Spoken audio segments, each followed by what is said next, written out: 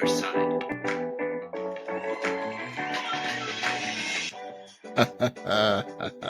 Mr. White! Mrs. Angel. Good morning. Good morning to you. How are you this morning? On this penultimate day for me before the end of term 3. How good? Exceptional. I'm not going to lie. I can smell the holiday. It's a good one too because we're coming into spring, and weather's getting better, and these holidays are up there with my favourite. They're in the top 4 for sure. You do often talk about how the spring holidays are your top 4, but you often say, because you're in the cold area of Australia, True. you love you don't like heading into that colder part, so you really don't look. And whereas for us here, it doesn't really turn. And about 5 weeks ago, our weather turned, and we were hitting like 37 degrees Celsius days, and it was 37. glorious. We could smell the summer. It was very, very exciting. So these holidays are. There's no tired like term 3 tired. You've said before there's no tired like term 2 tired, because in the colder parts of Australia, heading into deep winter, and you're not looking forward to it. No. Whereas in Queensland, where it doesn't really get cold, although I will acknowledge I did complain a lot about the cold. Yeah, you did.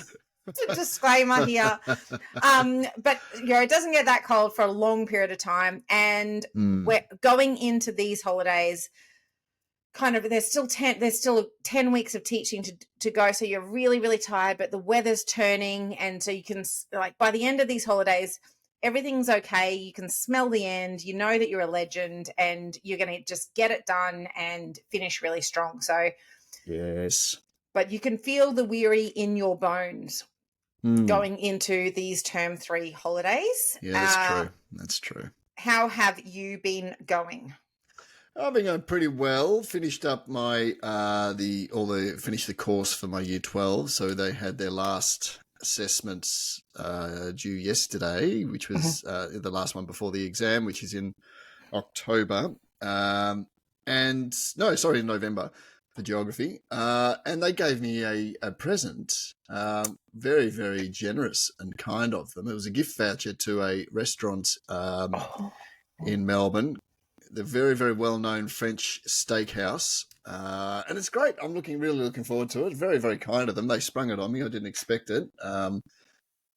So that's, it says on the message, "Dear Mr. White, thank you for your dedication and heart in teaching us this year. Your passion and patience have left a lasting impact, and we are truly grateful." I mean, that hits you just right where you live. Mr. White. Right where you live. That is beautiful and 100% well deserved. But you don't always get that tangible thing. No. But the fact that there has been that tangible thing this term, what a beauty. Yeah. Yeah. Lovely. Really, really nice. So that's the year 12s. And look, obviously, they're on their last couple of weeks in Melbourne, and then next term, they're only really at school for a week. So it's not really, it's basically a series of farewells. And so the next term starts off, a very festive sort of bittersweet sort of moment with valedictory and all that sort of stuff. And then they're gone, and, people start thinking about fun time. Well, no, that's not true. They go to exams. Yeah. Yeah. And anyone who teaches year 12s know that, that time between the end of classes and exam time is not free. They will be contacting you at all sorts of hours with all sorts of demands and all panics sorts of and crazy questions. Yeah, emotional dysregulation and forgetting that they've done the work and all of those things. So you become a motivational speaker, a personal trainer, a tutor, a psychologist, not a psychiatrist. A never-ending font of positivity. Yes. Because some of the questions, so you first year 12 first-time teachers are going to be hit with some questions that are just going to make you truly doubt yourself and think, well, what the hell have you been doing all year if you don't know the answer to that question? Just roll with it. Just roll with it. Maintain the positivity. It's too late to be yelling at them and all that sort of thing. Just just point them in the right direction and Yeah. help them through it. And they're nervous and stuff as well. So a lot of the questions that you get are going to be informed by nerves as well as a lack of understanding. But it's fun. It's fun. It's fun. How's the term finishing for you? It has been a great term. Term 3, enormous term. I was in Canberra last week, which is why we didn't record an episode. Yep. Fabulous to connect with my Canberrian schools, and they are doing amazing things with their kids, some great outcomes, and teachers are feeling great about what they are doing, which is obviously what we, absolutely what we want.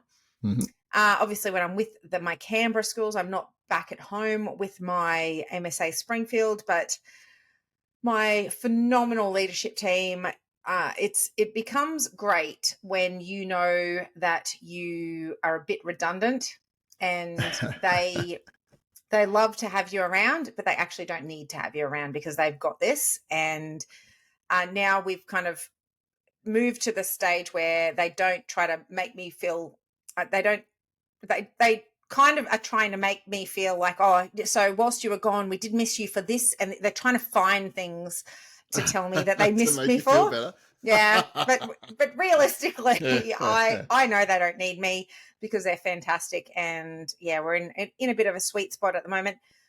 Today is our penultimate day. So tomorrow is our last day of the term. So all of the Queensland schools, well done to you all for making it this far, and let's finish really strong on our last day and keep those expectations high. But we've got a great last day planned and some renovations happening over the holidays to make us look schmick, which is super exciting. And yeah, so we've also got some celebrations. So just recently we've had our case study released from McGraw-Hill that was filmed back a term or so ago. So there's a little 3-minute video talking about what we do at MSA and why it's so successful. So that's fantastic that's just been released, and we are doing a screening for our students tomorrow afternoon. And McGraw-Hill is providing us with a lovely little luncheon for all of our students and staff just to celebrate the fact that has come to fruition and the time that we gave up to have the film crews in our school. So it's a good investment of 3 minutes if you want to feel really good about being a teacher and the impact that you have.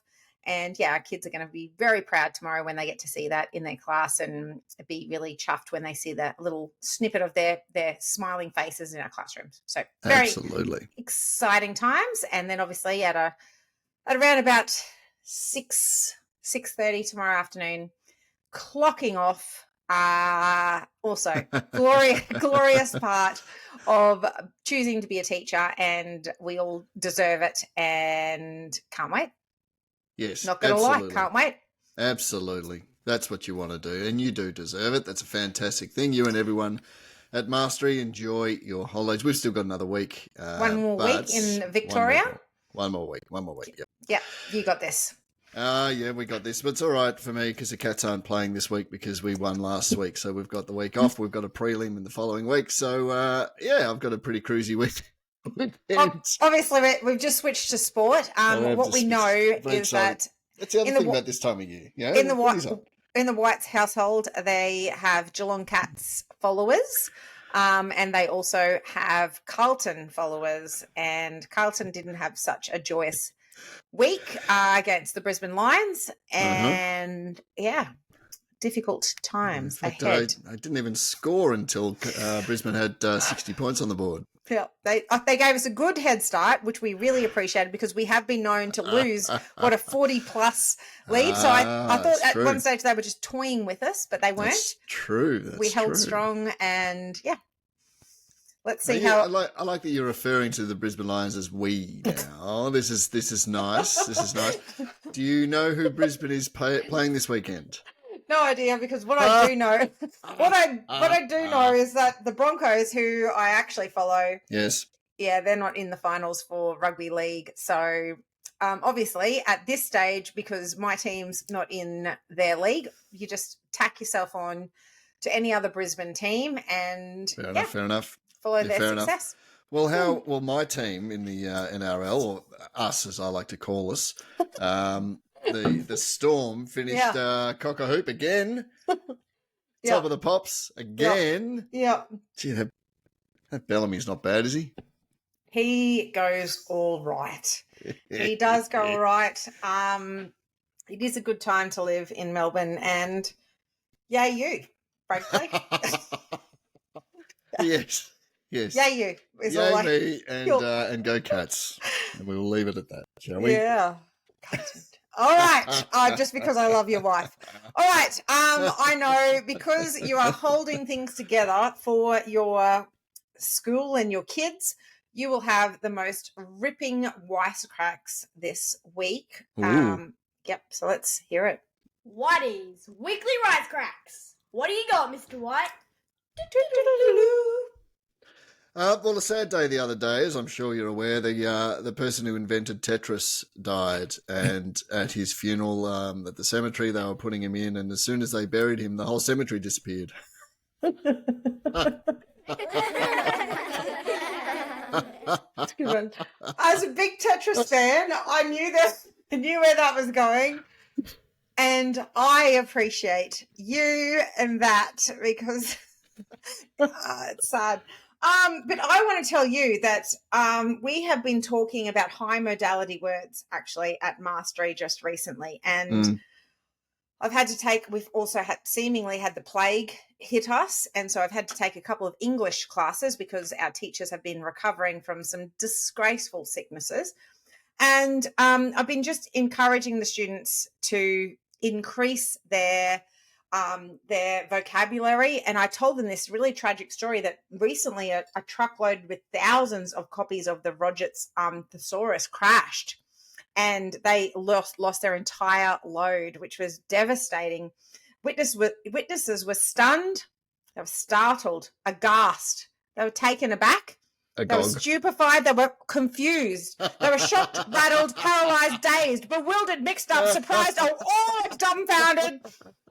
I could have gone on for days. Unfortunately, I needed to because the kids just sat looking at me for quite some time. A couple in the back started giggling, which I appreciated. Thank you very much to those students who that's understood. Great. I remember I lost my thesaurus once and I couldn't find the words to describe how upset I was. It's good. It's good. I do love a thesaurus joke. Yes. And thank you for those teachers for taking the day off sick so I could spend time with your classes. Talking about spending time with classes, what has been beautiful is that what I found out is that quite a number of particularly my grade 9 and 10 students have started to listen in to the podcast.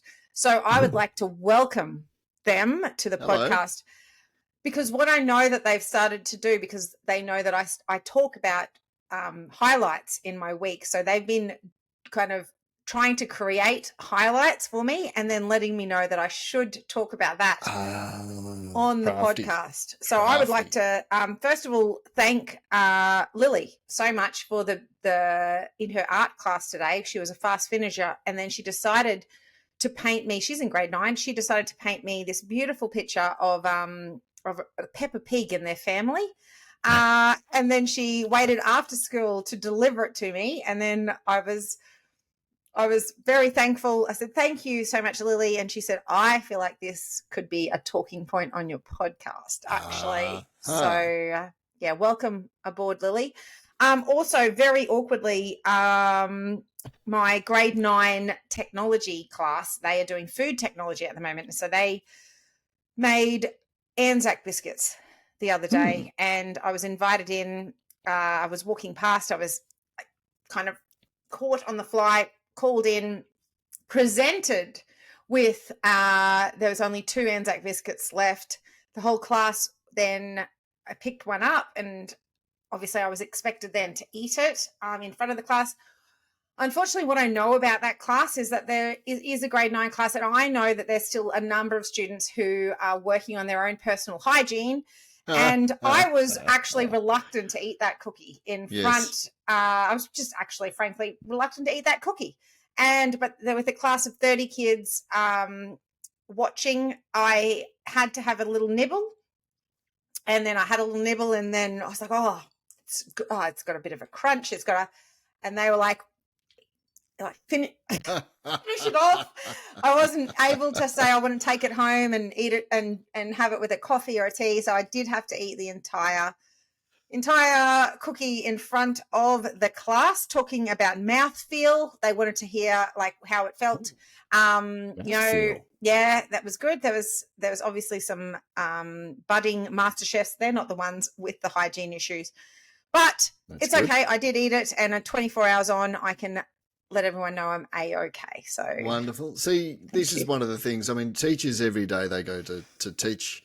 They are risking their emotion. They're risking their intelligence. They're risking their sanity. They're risking their pride, their dignity, and they're also risking their physical health. Right. And look, these are the things that. There's a reason why we have holidays, which is a time to, as you like to say, recuperate and to recharge. Absolutely. So I think it's well worth it. Absolutely. Yeah. And actually, we may come unstuck at Mastery on Friday, because after our pizza party that McGraw Hill are so generously providing, we are going straight into our jump rope for heart jump off. That's poorly planned.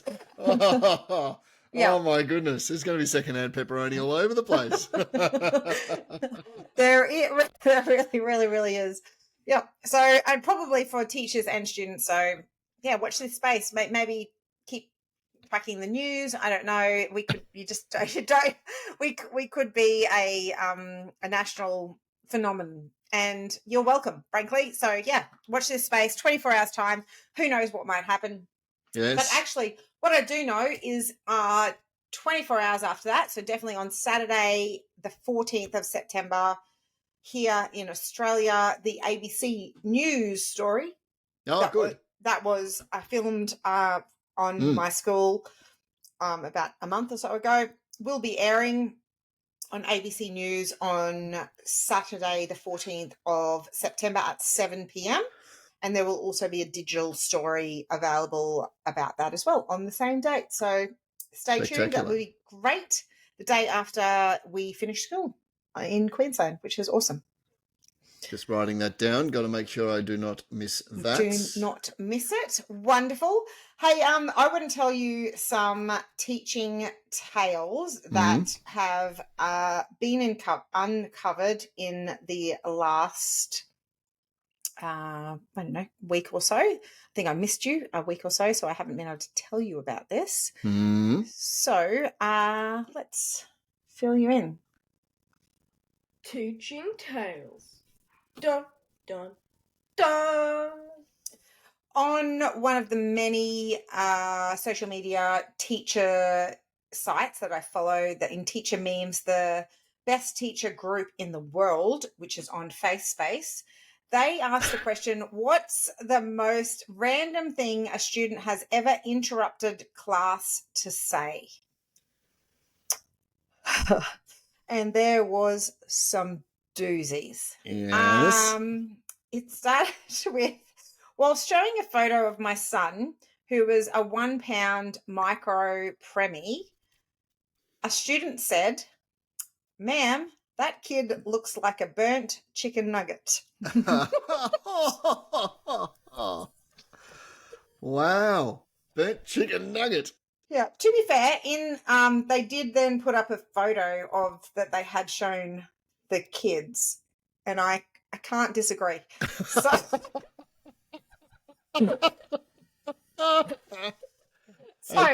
Okay. So another respondee said that this kid just out of nowhere said, "My dad shaves his balls." Okay. Oh, all right. Another one said, How you just going to look at the risk of backing over that again? That's dangerous. If you must, I suggest cream. There are creams that you can get to do that. You don't want sharp objects in that area. And further, if you shave it, I made the mistake of doing that once and only once. It's very uncomfortable a few days later. So the good thing is the teacher did qualify. She gave further information. She said, dead serious, it was one of my first years teaching kindergarten, and I had a dad that was single and looking to mingle. I definitely was not. Whilst reading a story about how a boy helped his dad around the house for Father's Day, his child shouts out that, my dad shaves his balls. A different student turned around and told him, you can't say that at school. And the kid replied, well, it's true. I saw him do it in the shower. So I don't know how. Goodness me. She didn't know how to keep a straight face at pickup. I don't know how you would either. How good are kids? Honestly, how good are kids? Love them. And parents, if you're listening to this, they absolutely tell us. They tell us. So treat your teachers kindly, because they know some things, and you should treat them really kindly. Absolutely. In fact, we're writing it all down. Well, we're not, but maybe we are. Well, all right. I also wanted to tell you something else that has I found out just recently. So my nurse brought this to my attention. So we have a student at our school who has a genetic condition. I'm not going to talk about the genetic condition because she's the only student in our school who has that genetic condition. But he was doing more research on it just to make sure that we were supporting her appropriately. And he has found out that her genetic condition actually means that she has a predisposition to being happier than other students. Huh. And she is, honestly, this kid is a delight, an absolute. She sees the best in everything and everyone. It is absolutely delightful to have her as a student in our school. And in my conversation with the nurse about this, he was talking about genetic, when as the world is progressing, and there's been a lot of discussion about how DNA, genetic modification and modifications. Things like that. Yeah. So if we know that there is, and there's not all positive things with this genetic condition that this student has, but without a doubt, the genetic condition that this student has, that she has a predisposition to seeing things in a positive light. Wow. So as we are starting to look at genetic modification, surely now that we know that there is this particular genealogy where you are going to have this predisposition to actually being positive about things, if we're going to do this, rather than picking who's got blue eyes, brown eyes, all of that ridiculousness, let's channel a little bit more about that particular predisposition and get a little bit more happiness out there. Interesting. Very interesting. I know. It was a great discussion to have. And I love that our nurse was getting into the nitty-gritty about what does that actually mean for each of our students, and it uncovered this because we know that this student is just utterly delightful. And I had never seen this particular genetic condition before this student came to my school. It's a particular sequence, DNA sequence that is an anomaly that I had never seen before. And oh my gosh, she's just the most beautiful little human being, and so lucky to have her at my school. So pretty cool. Very cool. Wow. Yeah. That's very interesting. Yes. That works. Indeed. So I haven't been all for genetic modifications before, but hey, if we can have more students like this, I don't know. Maybe I could be talked around. Who knows? Food for thought there. Food for thought. Sure. Indeed. Yes. Indeed. Yes.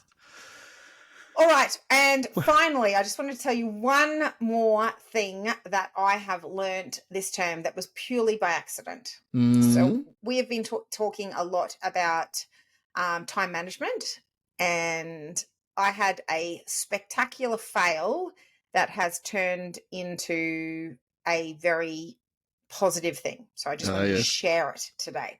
You So failed upwards. I failed upwards, and and usually when you fail, it doesn't fail in this particular way. And I can assure you, on a daily basis, I fail downwards. But on this occasion, I don't share a whole lot of those with you because that's not really fun to talk about on a podcast. But I'm going to share this spectacularly successful failing of mine. So we do this leadership thing, and I think at the end of last year I was sent all of these dates that we were going to be out for that. So I put them into my calendar because I love my calendar and I want to know where I'm spending my time. And then I think at the start of the year, somebody else from the organization actually locked in those dates, and some of them had changed. So then I accepted all of those dates into my calendar.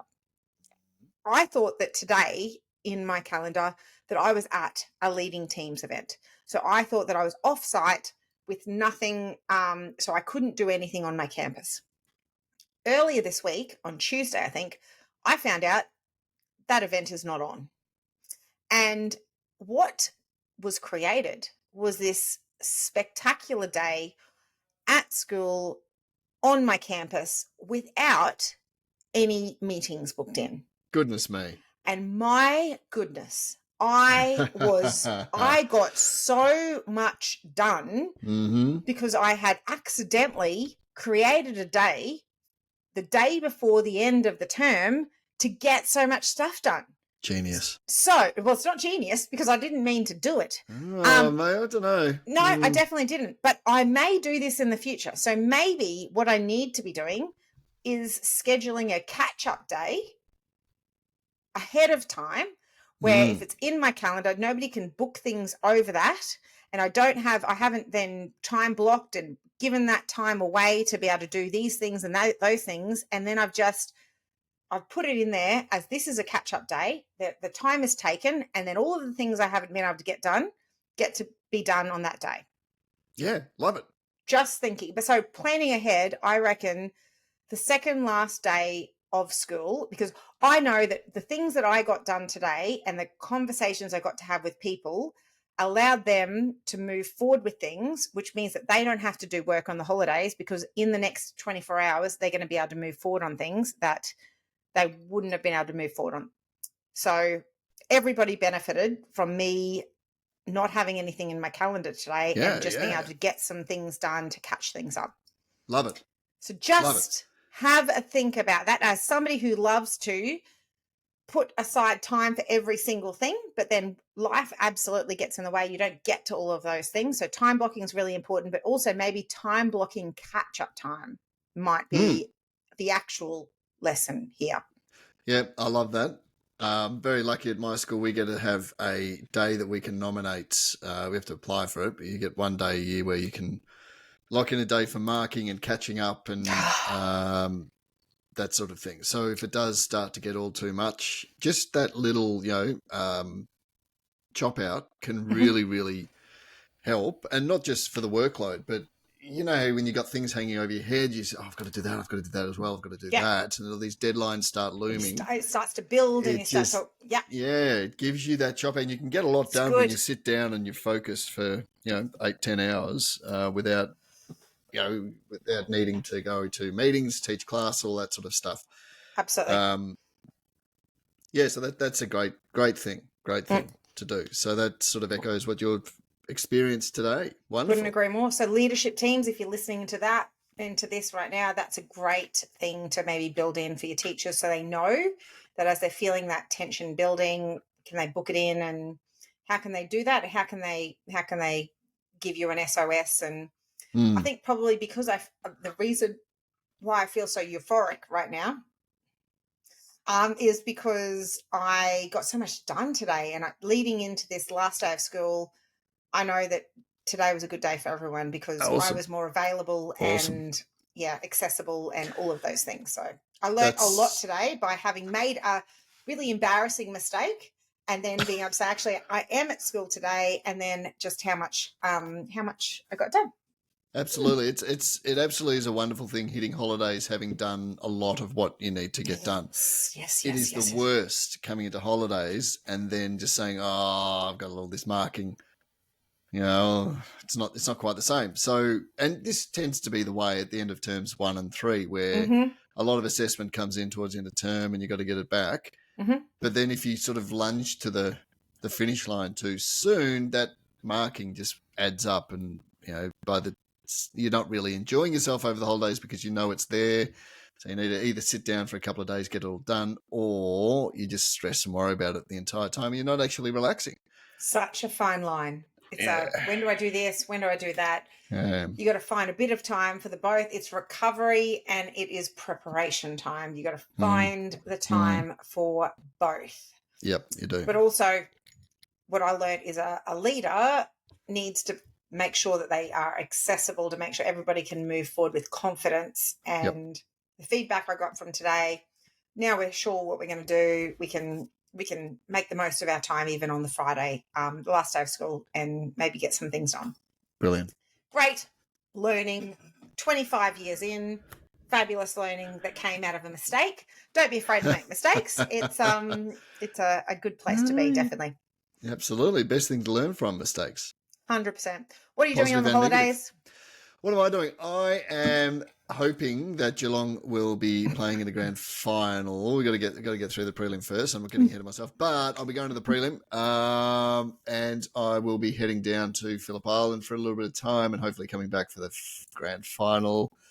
Pretty low key. I'm going to go do a bit of fishing. Going to go do a bit of surfing. Going to do a bit of beach sort of stuff. And Beautiful. probably a little bit of marking too. Yeah, there you go. The good mix between preparation and recovery. Lots of family time. It'll be great. What are you doing? Lots of the same thing. Time at the beach, and then preparation. I've got to go into school a couple of days to get ahead of term 3 with those renovations and getting things set up, and so I'll maximize those days when we're getting some setting up time and look ahead, and so we can kick off term 4 with a bit of energy, definitely. Yeah. Fantastic. So yeah. Oh, can't bring on the sunshine, bring on the beach. Well, you're there. You're so close you can taste it. Yeah, absolutely. I'm in a countdown of hours and minutes, and I know. So you're in a countdown of days and minutes. Days and hours, fair enough. But we've got this, and to those our friends in the Northern Hemisphere, you've just started. You've got this. Like, you've never felt more energetic. You've just met your kids. They are Christmas phenomenal. ain't that far away. And exactly. And if they're horrible, you're in a countdown until Christmas and Thanksgiving and all of those things. So you've also got this. Yes. It's interesting. Yes. Awesome. Will we be back for a season 8, Mr. White? I hope so. Excellent. Well, if you're keen, I'm keen. So let's make it happen. Very good. And we'll see everybody back at the start of next term. Have an awesome break, everyone. You deserve it. And make sure that you put your feet up and remind yourself that you made good life decisions to be a teacher. And if you're a kid listening to this, thank a teacher. And if you're a parent, they know things about you. So thank a teacher. Buy them gifts. Yep, absolutely. Or just make sure you smile nicely. All right. Have a wonderful break for everyone when you get there. Good on you. Goodbye, Mr. White. Goodbye, Mrs. Angel. Bye-bye, everyone. Powered by Riverside.